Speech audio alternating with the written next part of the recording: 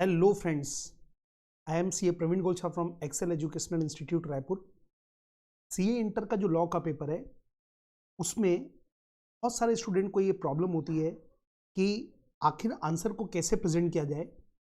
तो मैं 5 क्वेश्चंस आपके लिए लेकर आया हूँ प्रैक्टिकल, कि ये क्वेश्चन होगा तो कैसे आंसर देंगे। और इसके लिए जो मैंने सेलेक्ट किया टॉपिक उसका नाम है जनरल मीटिंग, क्योंकि जनरल मीटिंग में बहुत प्यारे प्यारे क्वेश्चंस हैं। तो आप देखिए कैसे प्रेजेंट करते हैं। मुझे लगता है कि आपको बहुत फायदा मिलेगा, क्योंकि एग्जाम में प्रेजेंटेशन का बहुत ज़्यादा इंपॉर्टेंस रहता है। मान लीजिए आपने लॉ बराबर लिखा है, आपने आंसर पूरा प्रॉपर लिखा है, लेकिन हो सकता है कि प्रेजेंटेशन अगर प्रॉपर तरीके से नहीं करोगे ना तो आपका 1 या 2 नंबर कट जाएगा। तो अगर आप चाहते हैं कि 100% आप स्कोर करें, 5 में 5 नंबर लेकर आए जो भी एग्जाम होगी उसमें, तो आपको ये एंड तक ये वीडियो जरूर देखिएगा। चलिए थोड़ा सा स्पीड से करेंगे, मैं लॉ समझाने नहीं वाला हूँ, मैं केवल मैंने आंसर भी दे के रखे हैं उसमें, और ये जो नोट्स है इसका मैं पीडीएफ डिस्क्रिप्शन बॉक्स में डाल दूंगा ताकि आप उसको डाउनलोड कर सकें और हमेशा ये देख सकें कि कैसे आपको आंसर प्रेजेंट करना है। चलिए स्टार्ट करूं। सबसे पहले क्वेश्चन नंबर 1 लिखा है यहाँ पे। जब क्वेश्चन पढ़ते हैं तो अपने को अंडरलाइन करते चलना चाहिए। तो मैं ये मान रहा हूँ कि मैं एग्जाम में पेपर लिख रहा हूँ, तो मैं क्या करूंगा, मैं प्रैक्टिकल बता रहा हूँ आपको। Explain the provision of companies act, मतलब कंपनीज एक्ट का क्वेश्चन है relating to holding of AGM, मतलब एजीएम का क्वेश्चन है। तो तुरंत दिमाग में मेरा क्लिक करना चाहिए 96 की बात हो रही है, of the company with regard to the following. ठीक है जी, हाँ। अब 2 मैटर है, देखिए आप, पॉइंट नंबर 1 और पॉइंट नंबर 2, इसका भी इंपॉर्टेंस है। हाँ, क्या लिखा देखो आप, पहला पॉइंट क्या बोल रहा है, period with in which first and subsequent AGM shall be held, मतलब कंपनी की पहली एजीएम और जो बाद की एजीएम वो कब तक होना चाहिए, उसका टाइम लिमिट के ऊपर क्वेश्चन है पहला। और दूसरा, business which can be transacted at the AGM, AGM में कौन कौन से बिजनेस ट्रांजेक्ट हो सकते हैं। तो ये 2 क्वेश्चन है। अब इसको एग्जाम में देखिए, हम लोग को ये तो समझ आ गया, ये पहला पार्ट 96 का है, जबकि वो जो बिजनेस है ये 102 का है। मतलब यहाँ पे 2 सेक्शन इन्वॉल्व होने वाले हैं, एक 96 और दूसरा 102। अब जब भी एग्जाम में 2 पार्ट में क्वेश्चन पूछ रहा है और दोनों पार्ट अलग अलग है, तो सीधा 1 बाय 1 आपको आंसर देना है, मतलब दोनों को सेपरेट क्वेश्चन मानिए। तो देखिए मैंने क्या लिखा है, पॉइंट नंबर 1, एक बात जरूर ध्यान रखिएगा, जैसा एग्जामिनर पूछता है ना, जैसे एग्जामिनर ने देखो यहाँ पे 1 नंबर दिया ना, तो अपन आंसर में भी शुरुआत किस में करेंगे, 1 नंबर। ठीक है, इस बात को, छोटी सी बात है लेकिन ध्यान रखना सबसे पहले। और ये जो क्वेश्चन है ना, ये कोई सिचुएशन बेस्ड नहीं है, ये डायरेक्ट थ्योरी क्वेश्चन है। तो जब थ्योरी क्वेश्चन लिखते हैं ना, तो उसका तरीका क्या होगा प्रेजेंटेशन का, देखिए सबसे पहले एक हेडिंग डालिए। जैसे हमको लिखना किसके ऊपर है, time limit for holding AGM, ये हेडिंग डालिए। हेडिंग के बाजू में सेक्शन नंबर अगर आपको याद है तो जरूर लिखिए। और एक चीज ध्यान रखना, ये जैसे मैंने अंडरलाइन करके रखा है पहले से, मतलब आप हेडिंग लिखोगे ना, जैसे यहाँ पे हो गया time limit for holding AGM, तो ये अंडरलाइन कीजिएगा जैसे मैंने करके रखा है। और एक चीज ये भूल गया मैं, यहाँ पे कीजिएगा section 96 of the companies act. अरे एग्जामिनर को बताओ कि देखो देखो मैंने सेक्शन लिख कर रखा है, तो जितने कीवर्ड है, जितने इंपॉर्टेंट वर्ड है, उसमें अंडरलाइन करना मत भूलिएगा। ठीक है, अब फर्स्ट एजीएम का लॉ अलग है, सब्सिक्वेंट का अलग है। तो मैंने देखो पहले ए और बी नंबर डाल दिया ताकि मैं बता सकूं कि मैं 2 पार्ट में आंसर दे रहा हूं। पहले मैंने लिख दिया फर्स्ट एजीएम, उसको मैंने कर दिया अंडरलाइन। ठीक है, और फिर जो भी लॉ लिखा है वो लॉ लिखिए। अब यहाँ पे 9 मंथ इंपॉर्टेंट है ना, तो 9 मंथ को भी अंडरलाइन कीजिए। मतलब मैं ये बोलना चाहता हूं कि बीच बीच में भी जो कीवर्ड होते हैं उसको आप अंडरलाइन बिल्कुल कर सकते हैं। हेडिंग को तो अंडरलाइन करना ही है, लेकिन बीच बीच में भी आप अंडरलाइन कर सकते हैं। फिर सब्सिक्वेंट एजीएम में आपको मालूम है earliest of the following word लिखा है ना, 3 टाइम लिमिट दिया हुआ है और तीनों में जो भी डेट अर्लियर होगा, तो यहाँ पे इंपॉर्टेंट वर्ड है अर्लीस्ट ऑफ द फॉलोइंग, तो आप देख सकते हैं उसको भी अंडरलाइन किया हुआ है। फिर ये लॉ में 3 पॉइंट है। अगेन बेटा मैं लॉ समझाने नहीं आया, मैं केवल प्रेजेंटेशन की बात कर रहा हूँ। तो 3 जो टाइम लिमिट है वो आपने लिख दिया। ठीक है, इसमें भी आप देखो 6 मंथ को मैंने अंडरलाइन कर दिया, नॉट मोर देन 15 मंथ को अंडरलाइन कर दिया, और ईयर वर्ड को अंडरलाइन कर दिया। इससे फायदा ये मिलता है कि एग्जामिनर जब अंडरलाइन किया रहता है ना, वो नजर जाती है, और जब उसको मेन वर्ड मिल गया ना, तो हो सकता है कि आप आजू बाजू के जो वर्ड्स है ना उसके ऊपर ज्यादा ध्यान नहीं दे, क्योंकि नेचुरली अगर आपने मेन कीवर्ड सही लिखा है तो वो ये मान सकता है कि बाकी चीजें उसका बिल्कुल सही होगा, आपने प्रेजेंटेशन बिल्कुल सही किया होगा। तो ये हो गया पहला वाला आंसर। फिर सेकंड नंबर देखो क्या लिखा है, बिजनेस विच में भी ट्रांजेक्टेड एट द एजीएम, ये भी थियोरेटिकल क्वेश्चन है। तो थियोरेटिकल क्वेश्चन में देखो सबसे पहले ये हेडिंग आ गई और अंडरलाइन, इसको अंडरलाइन करना है, मैं भूल गया था तो मैं अंडरलाइन यहाँ पे आपको पेन से कर रहा हूँ। आप हेडिंग डालिए business to be transacted at annual general meeting बोल रहा है, जनरल मीटिंग नहीं बोला है, एनुअल जनरल मीटिंग बोला है, और बाजू में लिख दिया हमने सेक्शन 102, ठीक है, ये अंडरलाइन कर दिया। और इसके बाद आपको मालूम है 2 टाइप के बिजनेस होते हैं, पहला ऑर्डिनरी बिजनेस, दूसरा स्पेशल बिजनेस। तो ऑर्डिनरी बिजनेस क्या है, एजीएम के 4 बिजनेस को बोलते हैं ऑर्डिनरी बिजनेस। तो ये 4 बिजनेस इंपॉर्टेंट वर्ड है ना, तो इसको अंडरलाइन कर लीजिएगा। और उसके बाद ये जो 4 पॉइंट है, 4 पॉइंट आपने लिख दिया। और सेकंड नंबर आ गया स्पेशल बिजनेस। एजीएम में आपको एजीएम का क्वेश्चन है कि एजीएम के कौन से बिजनेस होंगे, तो एजीएम में इन 4 के अलावा बाकी जो भी बिजनेस होंगे उसको बोलेंगे स्पेशल बिजनेस। तो ये हो गया बेटा, जब थ्योरेटिकल क्वेश्चन एग्जाम में आता है जिसमें कोई सिचुएशन नहीं है, प्रैक्टिकल सिचुएशन नहीं है, तो उस केस में आपको इस तरीके से प्रेजेंटेशन देना चाहिए। मतलब हेडिंग डाल दो, ऊपर में सेक्शन नंबर डाल दो, फिर जितना हो सके पॉइंट वाइज डिवाइड कीजिए। और एग्जाम में 2 पार्ट में 1 और 2 है ना, तो आपको आंसर भी 1 और 2 में देना चाहिए। मान लीजिए बेटा जब एग्जाम में क्वेश्चन आएगा ना, तो इसमें ए और बी पूछा, तो आपका भी जो आंसर है ना वो कैसा होना चाहिए, यहां पे ए और यहां पर बी। मतलब जिस तरीके से क्वेश्चन पूछा जाता है उसी तरीके से आपको आंसर देना चाहिए। चलिए अब मैं आगे बढ़ रहा हूं, क्वेश्चन नंबर 2। हाँ जी, नेक्स्ट क्वेश्चन देखो क्या लिखा हुआ है। To remove the managing director, MD को हटाने के लिए 40% member of global limited submitted requisition for holding extraordinary general meeting. यहां पर पढ़ते ही आपके दिमाग में आ जाना चाहिए कि अरे ये तो ईओजीएम के रिक्वेजिशन का क्वेश्चन है, मतलब सेक्शन नंबर 100 का क्वेश्चन है। पढ़ते पढ़ते और कीवर्ड को मैं अंडरलाइन करते चला हूं, मतलब मेंबर ने रिक्वेजिशन दिया, और कितने मेंबर ने रिक्वेजिशन दिया, 40% लोगों ने रिक्वेजिशन दिया कि ईजीएम कॉल करो, हम एमडी को हटाना चाहते हैं। ठीक है जी, फिर क्या लिखा है, company fail to call, company meeting नहीं बुला पाई, तो जो रिक्वेजिशंस है उन्होंने मीटिंग बुला ली, ठीक है। और जो कंपनी के मैनेजिंग डायरेक्टर है उन्होंने they did not allow the holding of meeting at the registered office of the company, उन्होंने कंपनी में घुसने से मना कर दिया, रिक्वेजिशंस को बोल दिया तुम हम तुमको रजिस्टर्ड ऑफिस में नहीं घुसने देंगे। ठीक है जी, तो क्या हुआ देखो, तो ये जो रिक्वेजिशंस है उन्होंने बोला कोई बात नहीं, उन्होंने सम अदर प्लेस, उन्होंने रजिस्टर्ड ऑफिस के अलावा किसी दूसरे प्लेस पर मीटिंग कर दी और रेजोल्यूशन पास कर दिया एमडी को हटाने का। आपको बोला बताइए ये मीटिंग वैलिड है क्या, और जो रेजोल्यूशन पास किया गया वो वैलिड है क्या, ये क्वेश्चन है बेटा। तो अब ये प्रैक्टिकल या सिचुएशन बेस्ड क्वेश्चन है। ऐसे क्वेश्चन में आपको क्या करना पड़ेगा, सबसे पहले आप ये देखो कि कौन से लॉ के ऊपर ये क्वेश्चन पूछा गया है। जब ये आइडेंटिफाई हो गया ना कि कौन से सेक्शन के ऊपर पूछा गया है, तो जब भी सिचुएशन बेस्ड क्वेश्चन होते हैं तो इसमें आप जो आंसर देंगे, आपके आंसर का पैटर्न क्या होगा देखिए।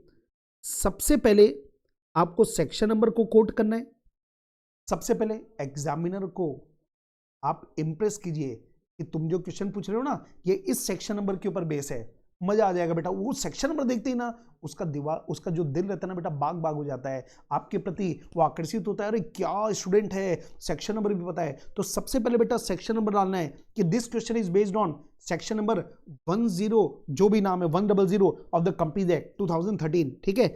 उसके बाद बेटा राइट रेलेवेंट लॉ, पूरा लॉ नहीं लिखना है, 100 बहुत बड़ा लॉ है, ठीक है। जो क्वेश्चन है ना वो जिस पार्ट से रिलेटेड है उस सेक्शन का उतना पार्ट आप लिखिए। अभी तक अपन क्वेश्चन के ऊपर बात ही नहीं कर रहे हैं, अभी हमने सेक्शन नंबर डाला, फिर जो क्वेश्चन पूछा जा रहा है उसका जो रिलेवेंट पार्ट ऑफ लॉ है, जो लॉ में का लॉ लिखे गए वो लिखा। इसके बाद थर्ड स्टेप में क्या करना चाहिए आपको, थर्ड स्टेप में लिखना चाहिए बेटा फैक्ट ऑफ क्वेश्चन।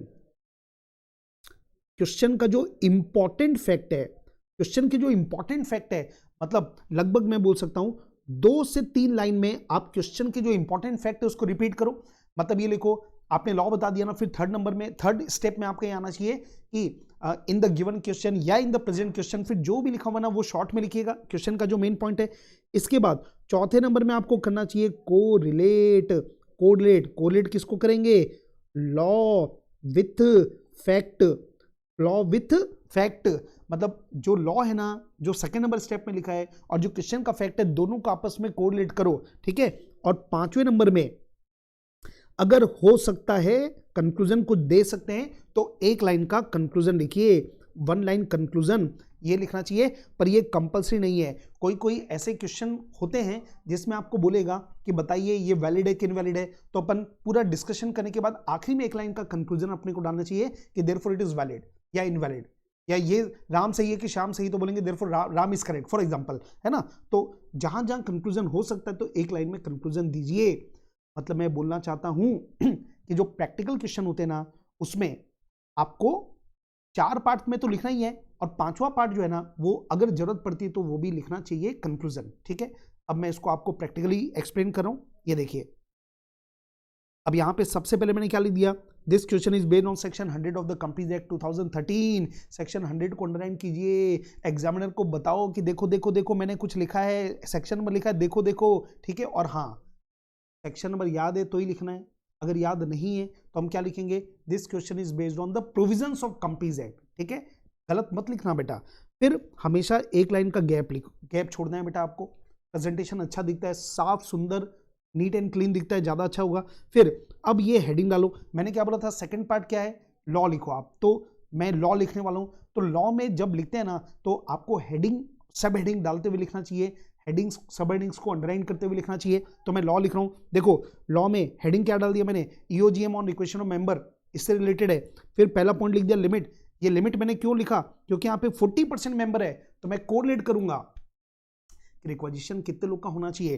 तो अब ये लॉ में लिमिट आपको मालूम है क्या है बेटा। अब यहां पे देखो आपको मालूम है लिमिट में दो है, company having share capital, company not having share capital. लेकिन इस क्वेश्चन में क्या लिखा देखो आप, ग्लोबल लिमिटेड। इसका मतलब ये जो कंपनी है ना, और इसमें हालांकि इसमें कुछ परसेंट क्या लिखा है, 40% मेंबर दिया है, ओके। इस कंपनी में दिया नहीं है इस क्वेश्चन में कि कंपनी शेयर कैपिटल वाली की विदाउट शेयर कैपिटल है। तो इस केस में क्या करना चाहिए, बेटर ये होगा कि आप दोनों लिमिट डाल दो, मतलब शेयर कैपिटल वाली और विदाउट शेयर कैपिटल है, ठीक है। तो यहां पे क्या लिखा देखो, अगर कंपनी शेयर कैपिटल वाली है तो उस केस में नॉट लेस देन 110, ये सबसे इंपॉर्टेंट वर्ड है, तो आपको यहां पे लिखना चाहिए, अंडरलाइन करना चाहिए इसको। फिर ये दूसरा पॉइंट ये भी ऐड कर देना यहां पे, क्योंकि यहां पे क्वेश्चन में क्लियर नहीं है ना कि कंपनी शेयर कैपिटल वाली कि विदाउट शेयर कैपिटल। तो सेकंड नंबर में company not having share capital वाली जो है ना, वो भी लिमिट लिख दो, not less than 1/10 of total voting power having voting right on the date of receipt of requisition वाला पार्ट लिख दिए। उसके बाद अब हम टाइम लिमिट के ऊपर बात करें, क्यों बता रहे हैं, क्योंकि हमने पढ़ा है कि अगर 10% की लिमिट सेटिस्फाइड करती है तो उस केस में बीओडी को 21 दिन के अंदर मीटिंग कॉल करना पड़ता है, 45 दिन के अंदर मीटिंग होल्ड करना पड़ता है, और डिफॉल्ट हुआ तो रिक्वेस्टर्स खुद 3 महीने के अंदर मीटिंग कर सकते हैं। तो ये पूरा का पूरा लॉ लिख दो बेटा, टाइम लिमिट का 21 दिन के अंदर होल्ड करो, नोटिस भेजो, 45 दिन के अंदर होल्ड करो। फिर अगला पॉइंट हो गया ईओजीएम बाय रिक्वेस्टनेस, अगर बीओडी फेल्ड करते हैं, अगर डिफॉल्ट करते हैं तो उस केस में रिक्वेस्टनेस 3 महीने के अंदर अपनी ईओजीएम बुला सकते हैं। और रिक्वेस्टनेस ईजीएम बुलाते कहाँ हैं, तो रूल में लिखा हुआ था, रूल में लिखा हुआ था बेटा, रूल 17 में लिखा हुआ था। ये ब्रैकेट में आप लिख सकते हैं, ये वाला जो पार्ट है ना रूल 17 का है। रूल 17 में लिखा था कि रिक्वेस्टनेस मीटिंग कहाँ पे बोलाएंगे, either at the registered office of the company और city town village where the registered office of the company situated. तो ये रूल 17 में लिखा हुआ है, तो इसको रिफर कर दो। मतलब अभी तक हमने कुछ नहीं बताया, लॉ लिख दिया, मतलब जो जो इंपॉर्टेंट बातें लॉ की थी इससे रिलेटेड ये मैंने लिख दिया। मैं अंडरलाइन कर रहा हूं, हेडिंग लिख रहा हूं, ठीक है। अब मैं क्या करूंगा, इस क्वेश्चन में क्या हुआ है ये लिख रहा हूं शॉर्ट में, देखो 2 लाइन में आ गया मेरा। देखो इन द गिवन क्वेश्चन, ये लिखना है, in the given question 40% of global limited made requisition but board ने एजीएम नहीं बुलाई, तो रिक्वेस्टनेस ने मीटिंग अदर प्लेस में कर दिया क्योंकि बीओडी ने उनको होल्ड करने से मना कर दिया रजिस्टर्ड ऑफिस में। मतलब मैंने क्या किया, 7 लाइन के क्वेश्चन को मैंने 2 लाइन में ब्रीफ कर दिया, जो इंपॉर्टेंट बात है ना उसको मैंने ब्रीफ कर दिया। और अब मैं क्या करता हूं, मैं कोरिलेट करता हूं, कोरिलेशन। देखो कोरिलेशन का तरीका, बेस्ड ऑन अबव लॉ, ये लिखना चाहिए शुरू में कि ऊपर में जो लॉ है उसके बेस पर हम बोल रहे हैं। क्या लिख रहे हैं, we can say that requisition is made by 40% member therefore it is valid. पहले तो मैंने बोल दिया कि भैया 40% इक्वेशन दे रहे हैं मतलब वैलिड है बिल्कुल। इसके बाद रिक्वेस्टनेस ईओजीएम बुला सकते हैं अगर डायरेक्टर डिफॉल्ट करते हैं, ये लिख दिया मैंने। फिर ये जो ईओजीएम है वो किसी दूसरे प्लेस में भी कर सकते हैं, पर वो दूसरा प्लेस कंपनी के आरओ वाली सिटी में होना चाहिए। और आखिरी में हमने लिख दिया कि मीटिंग और जो रिजोल्यूशन पास किया गया वो परफेक्टली वैलिड है। तो ये आप देख सकते हो 4 पार्ट में मैंने यहां पे डिवाइड किया है। पहला पार्ट सेक्शन नंबर डाला, दूसरे पार्ट में मैंने लॉ लिखा, तीसरे पार्ट में क्वेश्चन को डील किया, और चौथे पार्ट में मैंने कोरिलेट किया, और आखिरी में मैंने एक लाइन का कंक्लूजन डाल दिया। देखो मैं आपको हाईलाइट भी कर रहा हूं, ये मेरा पहला पार्ट है। ऐसा 1 2 3 4 नंबर नहीं लिखना है, लेकिन प्रेजेंटेशन उस सीक्वेंस में देना है। ये 2 नंबर हो गया। फिर तीसरे में तीसरा नंबर ये मैंने क्वेश्चन के फैक्ट को डिस्कस किया, चौथा नंबर मैंने वो कोरिलेट किया, और पांचवें नंबर में मैंने इसको क्या किया, कंक्लूड किया। तो ये 5 स्टेप आपको फॉलो करने हैं। चलो और एग्जांपल देखते हैं बेटा।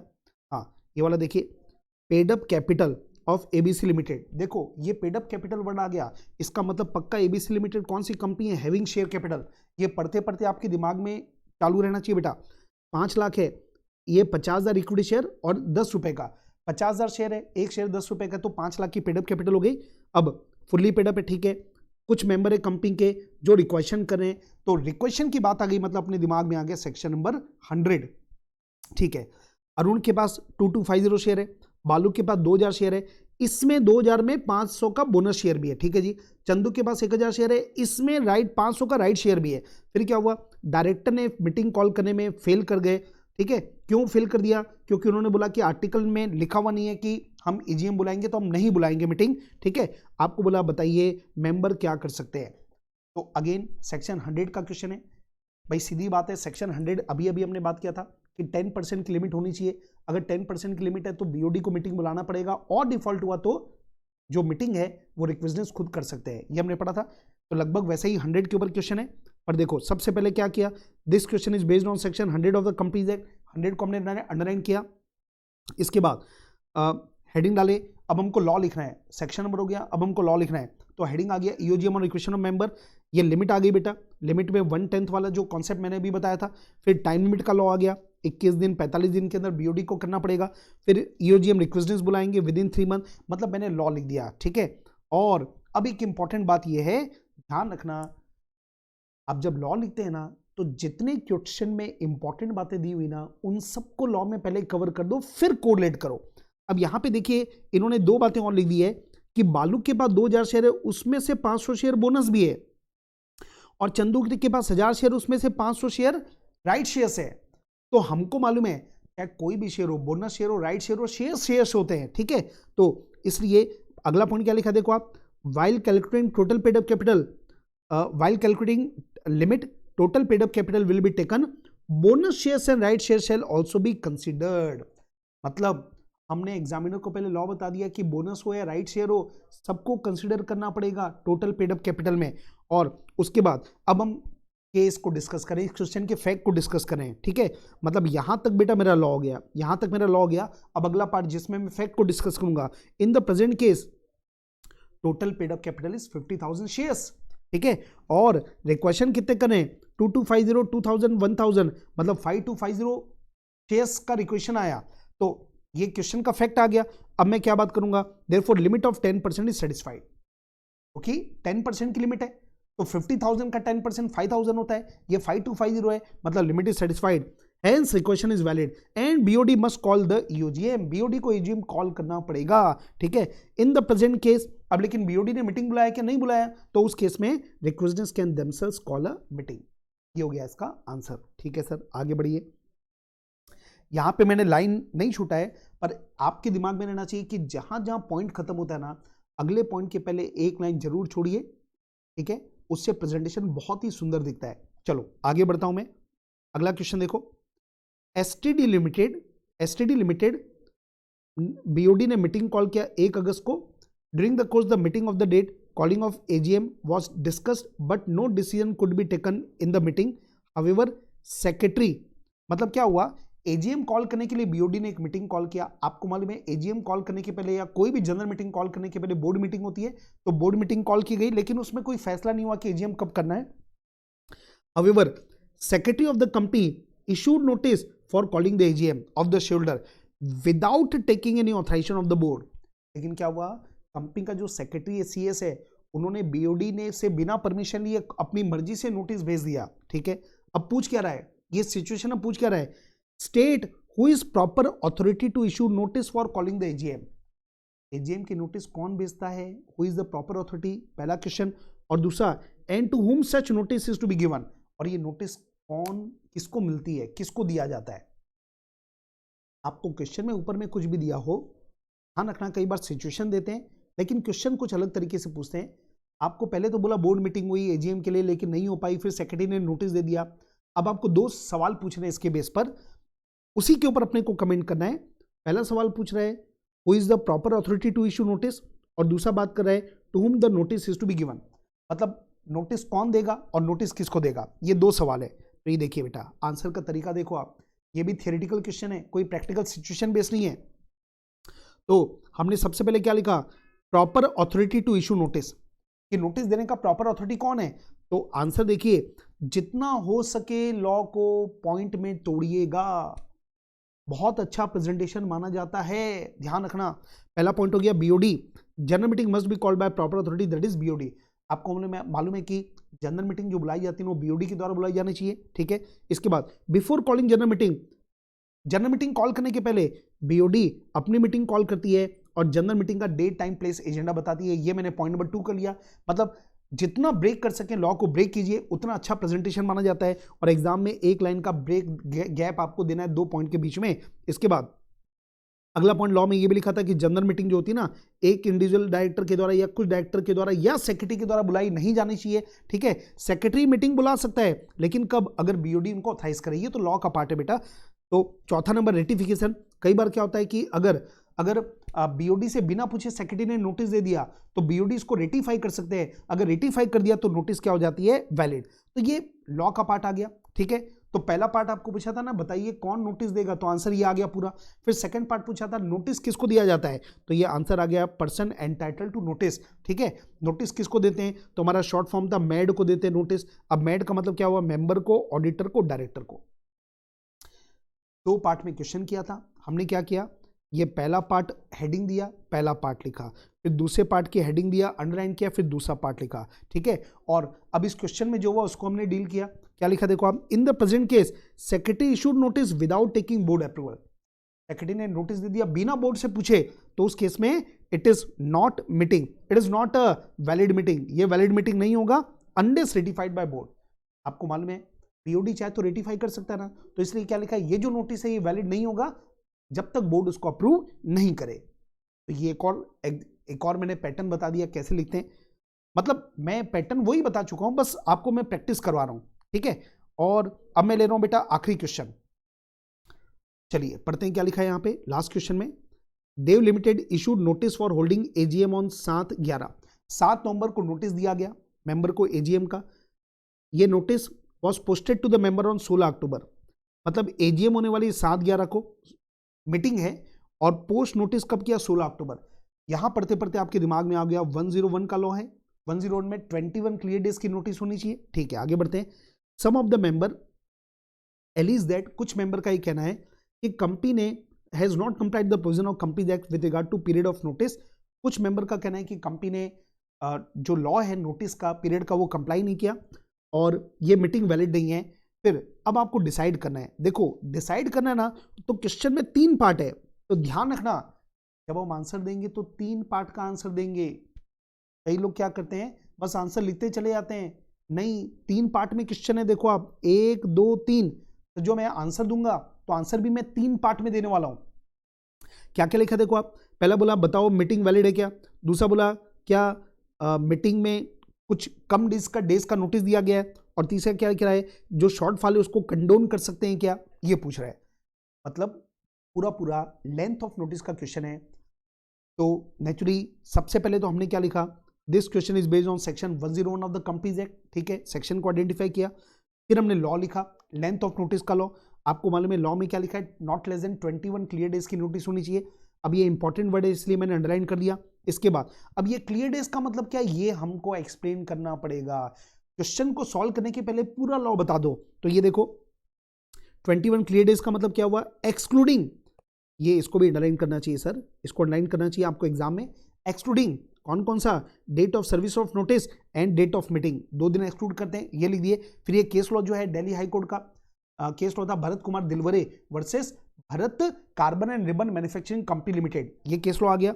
नाम याद है तो ठीक है, नहीं तो आप दिल्ली हाई कोर्ट लिखोगे तो भी चलेगा। इसके बाद फिर एक और लॉ था यहाँ पे 2 दिन का, वो था सेक्शन 20 रीड विद रूल 35। जो इंपॉर्टेंट चीज है बेटा, जो एग्जामिनर को दिखानी है उसको अंडरलाइन करना है, ठीक है। तो इसमें क्या लिखा है कि अगर नोटिस पोस्ट से भेजते हैं तो 48 घंटे के बाद ये माना जाता है कि नोटिस सर हो गया। तो ये मैंने पूरा लॉ बता दिया। आप देखो पहला नंबर मैंने सेक्शन बता दिया, फिर यहां से लेकर यहां तक मैंने क्या किया, मैंने लॉ बता दिया। अब मैं क्या करूंगा, इस क्वेश्चन में क्या दिया उसके ऊपर बात करूंगा। क्वेश्चन का फैक्ट एक लाइन में बता दिया कि नोटिस पोस्ट किया गया 16 अगस्त को और मीटिंग हो रही है 7 सितंबर को, ये मैंने बता दिया, ठीक है। और अब मैं करने वाला हूं कैलकुलेशन। अब मैं क्या करने वाला हूं, इसका कैलकुलेशन, ये सर डेट ओके, ये ठीक कर लीजिएगा, ये 16 अक्टूबर है और ये 7 नवंबर है, ठीक है। हाँ जी, चलो कैलकुलेशन वही रहेगा, बस ये ऊपर में जो डेट है वो चेंज कर लेना। हाँ, फिर हम क्या करेंगे, हम पूरा कैलकुलेशन शो करेंगे। सबसे पहले हम क्या निकालते हैं, 16 अगस्त की जगह आप मालूम है ना चेंज कर देना बेटा, ये थोड़ा सा मिस्टेक है, आप सही कर लेना। 16 अक्टूबर टू 7 नवंबर, तो दोनों को इंक्लूड करते हुए पहले करना 23 दिन, फिर 2-2 दिन करके माइनस करेंगे, ठीक है। ये काटिएगा, ये यहाँ पे ये आ गया सेक्शन 20 कि अगर पोस्ट से नोटिस भेजते हैं तो 2 दिन एक्सक्लूड करते हैं, तो वो लिख दिया। फिर 2 दिन सर्विस ऑफ नोटिस और मीटिंग को 2 दिन माइनस करिएगा, तो ये जो आ गया वो क्या आ गया, 19 क्लियर डेज, जबकि लॉ में क्या लिखा है, 21 क्लियर डेज। अब देखो, हमने बेसिक बता दिया, कैलकुलेशन बता दिया। अब क्वेश्चन 3 पार्ट में डिवाइड किया था, तो मैं आंसर भी कितने पार्ट में डिवाइड करूंगा, 3 पार्ट में। तो देखिए, based on about discussion our answer to the question will be as follows. अब देखो, ये मैंने 3 पार्ट में डिवाइड किया है, फर्स्ट, सेकंड, थर्ड, ये होना चाहिए जरूर से, ठीक है। तो पहला पॉइंट है 21 डेज की नोटिस सर्व नहीं की गई है, केवल 19 क्लियर डेज की नोटिस ही गई है, सर्व की गई है, इसका मतलब ये मीटिंग वैलिड नहीं है। सेकंड नंबर क्या लिखा है, notice is short by 2 days, आपको पूछा था कितने दिन की शॉर्ट है, तो 21 दिन की होनी चाहिए, 19 क्लियर डेज की है, मतलब 2 दिन की शॉर्ट है। और तीसरा क्या बोला था, क्या शॉर्ट पीरियड नोटिस को कंडोन कर सकते हैं, क्या वेव कर सकते हैं, क्या माफ कर सकते हैं क्या, यस हमने पढ़ा है। और एक चीज ध्यान रखना, ये एजीएम की बात है, देखो आप, और आपको मालूम है शॉर्ट पीरियड नोटिस का लॉ एजीएम का अलग है, ईजीएम का अलग है, तो यहां पे पूरा लॉ मत लिख देना, हमको केवल एजीएम से मतलब है। तो इसलिए थर्ड पार्ट में हमने लिख दिया कि एजीएम के केस में 95% ऑफ मेंबर, यहां पे 95% ऑफ मेंबर, ये पूरा यहां तक अंडरलाइन करना चाहिए अपने को एग्जाम में, at least 95% of member entitle to vote are agreed, तो उस केस में शॉर्ट पीरियड की नोटिस भी हो सकती है। तो ये मैंने हिंट दे दिया।